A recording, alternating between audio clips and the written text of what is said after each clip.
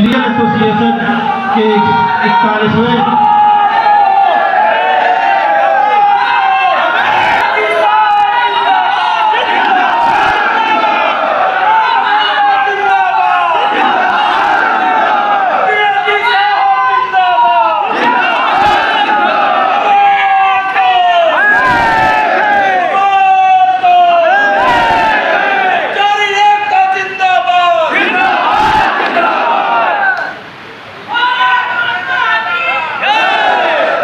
साथियों का नाम बताइए।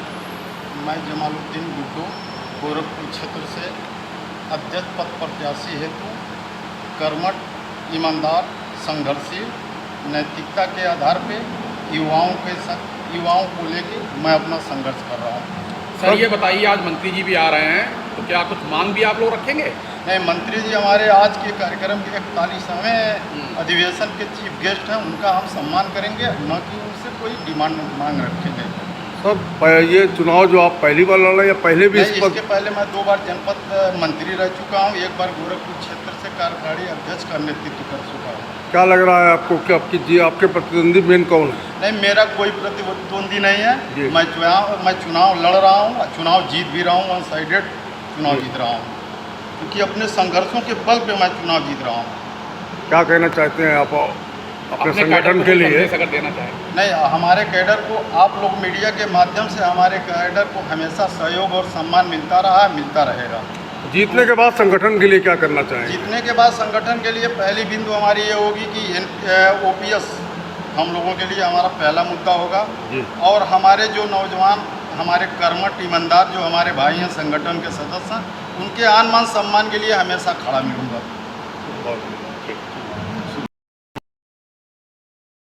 मैं क्षेत्रीय अध्यक्ष प्रयागराज जोन से प्रत्याशी हूँ और मेरी प्राथमिकता यही है कि अपने संगठन को मैं ऊंची से ऊंचाई से तक ले जाऊँ और संगठन में हमेशा मजबूती से लगा रहूँ। क्या पहली बार चुनाव लड़ रहे हैं कि आगे पिछले भी आप कई पदों पर लड़ चुके हैं? इससे पहले मैंने जिला स्तर पे एक वरिष्ठ उपाध्यक्ष एवं कार्यकारी अध्यक्ष और अध्यक्ष पद पर वर्तमान में हूँ और अपने संगठन में बराबर सेवाएं प्रदान कर रहा हूँ। क्या आप कहना चाहते हैं किन अगर ब्रजेश पाठक जी आ रहे हैं, आप क्या मांगे वो रखना चाह रहे हैं?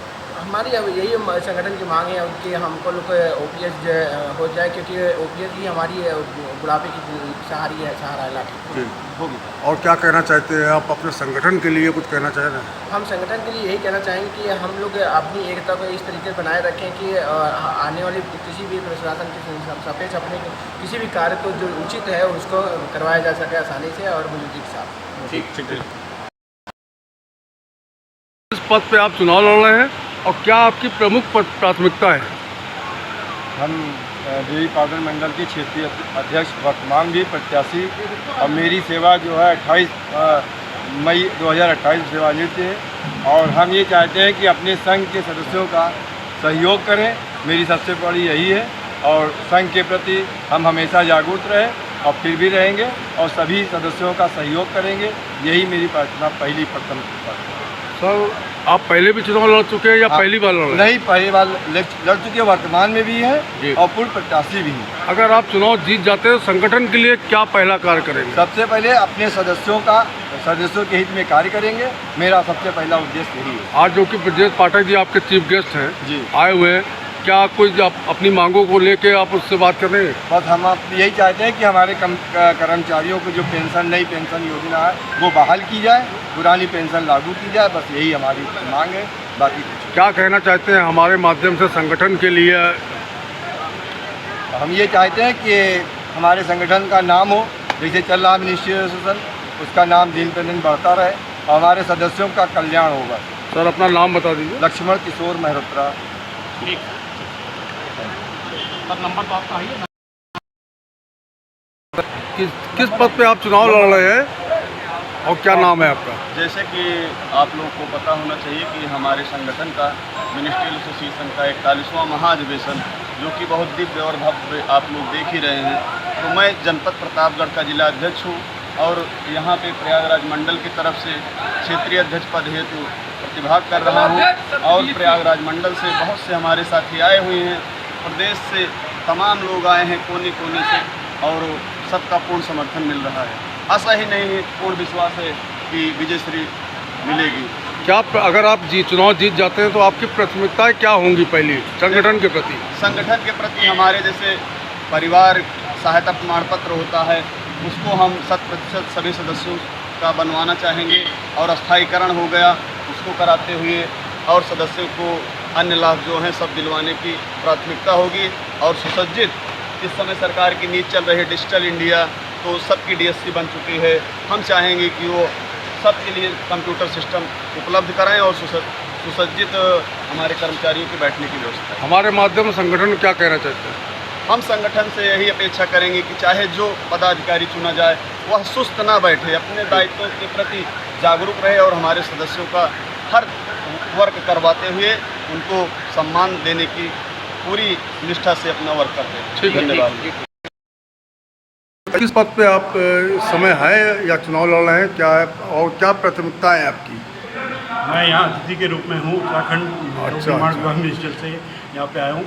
और ये उत्तर प्रदेश के साथियों का प्यार है जो हर वर्ष हमें बुलाते हैं, क्योंकि आपको भी विदित है हम आज से 25 वर्ष पूर्व इसी संगठन के इसी बैनर के तले हमारा भी संगठन का उदय हुआ था, और आपस में हम छोटे भाई बड़े भाई की तरह एक दूसरे के साथ मिलकर काम कर रहे हैं। जो नियम कानून यहाँ हैं वही हमारे संगठन में भी हैं, और हम चाहते हैं कि निरंतर ये भाईचारा आपस में बना रहे। सर अपना नाम तो बताइए। मेरा नाम आनंद सिंह पुजारी, मैं पूर्व प्रांतीय महामंत्री, वर्तमान में सलाहकार उत्तर प्रदेश उत्तरांचल लोक निर्माण विभाग मिनिस्टर, मैं अभी हल्द्वानी से आया हूँ। ये हमारे सांसद कुंचन भाई। सर अपना परिचय देते हुए बताइए। मेरा नाम के आर्य है, मैं क्षेत्रीय महामंत्री कुमाऊँ उत्तराखंड से हम यहाँ पर आए हुए हैं। हमारे प्रांतीय अध्यक्ष भी हमारे साथ आए हुए हैं।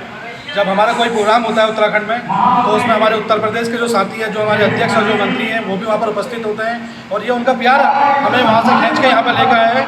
उन्होंने हमें निमंत्रण दिया हुआ था, उसी के उपलक्ष्य में हम यहाँ पर आए हैं। और हम एक और मिसाल आगे पेश करना चाह रहे हैं। अभी तो हमें 2 राज्य हैं, हम 2 राज्य नहीं, हमारा लोक निर्माण विभाग मिनिस्ट्रियल वर्ष पूरे भारतवर्ष में होगा। देते हुए बताइए कि आप कहाँ से आए हैं और चुनाव लड़ रहे हैं, अगर चुनाव लड़ क्या प्राथमिकताएं हैं? मैं Arvind Kumar UP PWD stenographers association से प्रदेश महामंत्री के रूप में मुझे आमंत्रित किया गया है।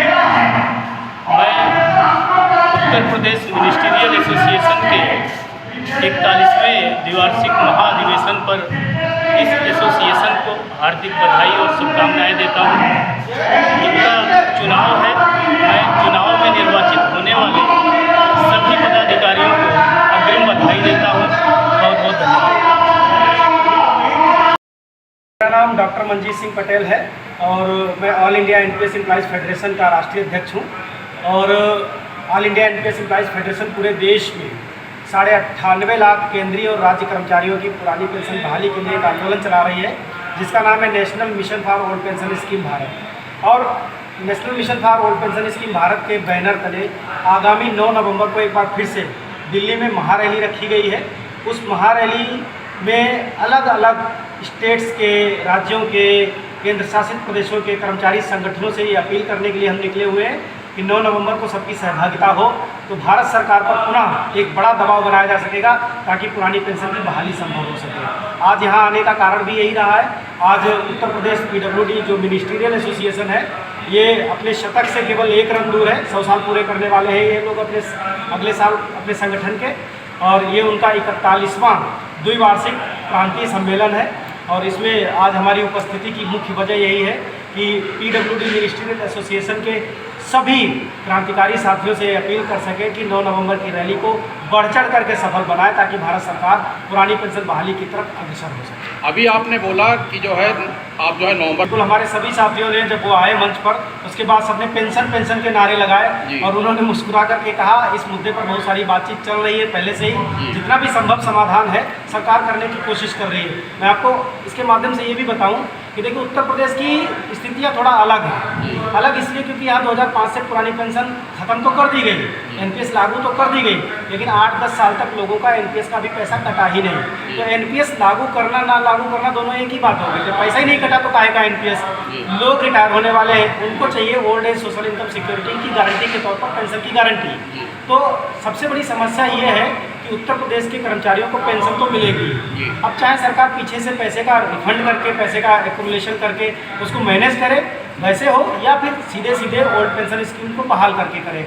हमारा काम इस मुद्दे को सेंट्रल गवर्नमेंट पर दबाव बना करके, क्योंकि सेंट्रल गवर्नमेंट पर अगर दबाव बना लिया, सेंट्रल गवर्नमेंट से अगर हमने इस मुद्दे को रिजॉल्व करा लिया, तो फिर किसी स्टेट में रिजॉल्व कराने की ज़रूरत नहीं बचेगी। अभी सरकार एनपीएस से यूपीएस तक आई है, फर्क नहीं पड़ता कि वो नाम क्या है। संभव है सरकार यूपीएस की जगह नाम ओपीएस कर देती, तब तो लोगों को समझाना मुश्किल हो जाता कि ओपीएस मिली या नहीं मिली। हमारा काम ये है कि सरकारी कर्मचारी का जो अंशदान है वो उसको रिटायरमेंट पर वापस मिल जाए ब्याज सहित जीपीएफ की तरह, और जब वो रिटायर हो जाए तो उसको 50% पेंशन की गारंटी डीए के साथ मिल जाए। और इस पर सरकार आगे बढ़ी है। यूनिफाइड पेंशन स्कीम में हम 80% ओपीएस पर आ गए हैं। 20% की जो समस्या बची है, हमें पूरा भरोसा है 9 नवंबर के आंदोलन के बाद आपको दिखाई पड़ेगा कि लोगों की 100% ओल्ड पेंशन स्कीम बहाल होगी। आज जो कार्यक्रम हो रहा है, अधिवेशन हो रहा है, इसके बारे में कुछ बताएं। मैं हेमंत कुमार गुर्जर, उत्तर प्रदेश लोक निर्माण विभाग मिनिस्ट्रियल एसोसिएशन का प्रांतीय वरिष्ठ उपाध्यक्ष एवं राज्य कर्मचारी महासंघ का कार्यकारी प्रदेश अध्यक्ष। सर, आज यहाँ पे जो अधिवेशन हो रहा है, इस अधिवेशन के बारे में बताइए कुछ कहो। देखिए, ये अधिवेशन हमारा प्रत्येक 2 वर्ष के बाद अधिवेशन होता है और इसी में हमारी प्रदेश कार्यकारिणी एवं 18 मंडल के क्षेत्रीय अध्यक्ष और क्षेत्रीय कार्यकारिणियों का गठन इसके द्वारा किया जाता है अधिवेशन में। और जो भी हमारी प्रदेश भर की जो मांगें होती हैं, उनको जो अतिथियों के जो हमारे आते हैं उनके द्वारा सांसद प्रशासन में उसको भेजा जाता है। सर, आज ब्रजेश पाठक जी माननीय मुख्यमंत्री उप मुख्यमंत्री जी आए, क्या आप लोगों ने कुछ अपनी मांगों को उनके सामने? हाँ, हम लोगों ने उसमें मांग रखी, पुरानी पेंशन बहाली का भी रखा है और यानी सहायता ग्रेड पे 2800 से शुरू किया जाए, ऐसी डिमांड है। इसके अलावा और भी तमाम डिमांडें हैं जो उनको दे दी गई हैं। क्या आश्वासन मिला उनकी तरफ से? उनके द्वारा बोला गया है कि आज सैटरडे है, मैं इसको व्हाट्सएप पर तो प्रमुख सचिव साहब को आज भेज दूँगा, परंतु सोमवार को लिखा पढ़ी करके आपकी मांगों के लिए मैं इसको आगे बढ़ाऊँगा। और जो भी उन्होंने आश्वस्त किया है हमारे मिनिस्ट्रियल कैडर को कि जो भी समस्याएँ आगे भी आएंगी तो वो हम लोगों के साथ में संदेश करने मिला के काम करेंगे और हम लोग का सहयोग, हम लोग की मदद करेंगे। सर, हमारे माध्यम से आप सरकार तक क्या बातें करना चाहते हैं, क्या पहुंचाना चाहते हैं? देखिए, सरकार तक अपनी बातें में पहुंचाना चाहते हैं कि हमारी पुरानी पेंशन बहाल, जो पूरे उत्तर प्रदेश का एक ज्वलनशील मुद्दा है और बुढ़ापे की लाठी है, जो बुढ़ापे का एक सहारा है, बस उसको मैं प्रदेश सरकार से डिमांड करता हूँ कि इसको बहाल कर दे, जिससे हमारा कर्मचारी समाज खुशहाल रहे और बेहतर ज़िंदगी जीने में उसको मौका मिल सके। ठीक है सर, धन्यवाद। परिचय देते हुए बताइए किस पद पे आप चुनाव लड़ रहे हैं? मेरा नाम कार्तिकेय सिंह है, मैं क्षेत्रीय मंत्री पद पे देवी पाटन मंडल से लड़ रहा हूँ। श्रावस्ती में पोस्टिंग है। सर, अगर चुनाव आप जीतते हैं तो आपकी प्रथम प्राथमिकता क्या देगी? मेरी प्रथम प्राथमिकता पुरानी पेंशन, पुरानी पेंशन बहाल किया है। क्या ये पहली बार चुनाव लड़ रहे हैं कि पहले भी संगठन में? पहले से भी मैं 3 बार से रह चुका हूँ क्षेत्रीय मंत्री पद पर। अगर आप चुनाव जीत जाते हैं, संगठन के लिए क्या कार्य करना चाहेंगे? पहले संगठन के लिए देखिए, पहले तो सबसे बड़ी प्राथमिकता हम लोगों की जो है पुरानी पेंशन ही है कि पुरानी पेंशन बहाल किया जाए। बहुत से लोग जो है, क्योंकि एनपीएस में सब शेयर मार्केट में लगे हैं पैसे, आज शेयर मार्केट डाउन है, तो हमने कह दिया 50% करीब लगाएंगे तो एकदम गिरा पड़ा है। तो इस तरह से जब हम लोग रिटायर होगा आदमी, तो उस समय पता नहीं क्या कंडीशन हो शेयर मार्केट की, डूबा है कि उठा है, तो इसलिए जो है हम लोग ओल्ड पेंशन स्कीम हमारे माध्यम से सरकार से क्या मांग करना चाहते हैं? सरकार से एक ही मांग है कि जो है हम लोग पुरानी पेंशन बहाल की जाए। परिचय देते हुए बताइए किस पद पे आप यहाँ चुनाव लड़ रहे हैं और कहाँ से? मेरा नाम दिलीप कुमार शुक्ला है। मैं क्षेत्रीय महामंत्री अयोध्या क्षेत्रीय प्रेजेंट टाइम में हूँ और इस 41वें द्विवार्षिक अधिवेशन में पुनः उसी पद पे दोबारा चुनाव में प्रतिभाग करूँ। तो पिछली बार आप जब चुनाव लड़े थे तो कितने वोटों से जीते थे? आपकी क्या आपको लग रहा है कि आप चुनाव जीत रहे हैं? हमारे ग्रुप में किसी ने पर्चा नहीं भरा था पिछली बार भी, और आप लोगों के आशीर्वाद से अभी तक किसी ने पर्चा नहीं खरीदने की पहल की है। बाकी हमारे पूरे प्रदेशों के बाकी जोनों में प्रदेश के पद पे कई पदों पे चुनाव हो रहे हैं, जिसमें आपने पर्चा प्रचार बाहर देखा होगा। बाकी सब चल रहा है। हमारी मतदान की प्रक्रिया कल चालू होगी। आज हमारा अधिवेशन है, इसमें हम पूरे